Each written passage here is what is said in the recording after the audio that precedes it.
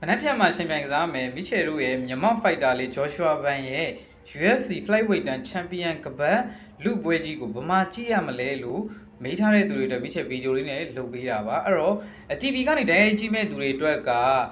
Canal Plus Channel မှာပြသမှာဖြစ်ပါတယ်အဲ့တော့ဖုန်းကနေကြည့်မဲ့လူတွေအတွက်ကတော့ဒီ Burmese TV Pro ပေါ့နော် Burmese TV Pro HUV ဆိုတဲ့software လေးကနေကြည့်ရမှာပေါ့နော်အဲ့တော့ဘယ်လိုကြည့်ရမလဲဆိုတာကိုလည်းပြောပြပါမယ်အဲ့တော့ဘယ်လိုလုပ်ရမလဲဘယ်လိုကြည့်ရမလဲဆိုတော့ကြည့်လိုက်ရအောင် Okay ဒါဆို Mitchell ကိုကိုဖုန်းရဲ့ Chrome browser မှာ browser လေးကိုဝင်လိုက်ပါအဲ့ဒီကိုရောက်ပြီဆိုလို့ရှိရင် search bar မှာ BURMESE Burmese TV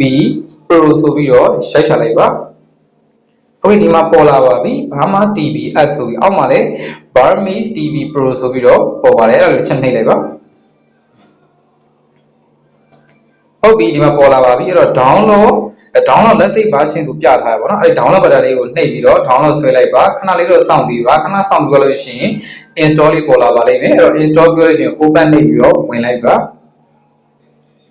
Okay ဝင်လိုက်ပြီဆိုလို့ရှိရင်ဒီမှာဆိုလို့ရှိရင် icon လေးပေါ်လာပြီပေါ့နော် Burmese HUV ဆိုပြီးတော့ icon လေးပေါ်လာပါပြီအဲ့တော့ Burmese TV တဲ့ဝင်မယ်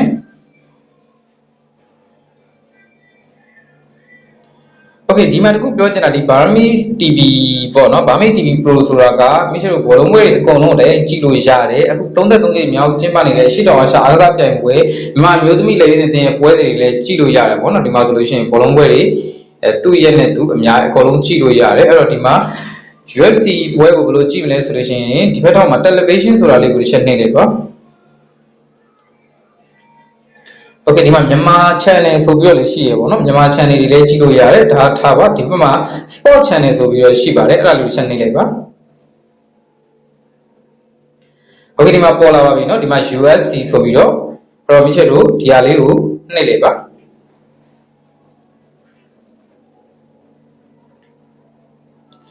Okay ဒီမှာဆိုလို့ရှိရင်တော့လက်ရှိသူတို့ direct လွှင့်တာမရှိသေးလို့ပေါ့နော်တကယ်လို့တနင်္ဂနွေနေ့17လပိုင်း9ရက်နေ့ကြာလို့ရှိ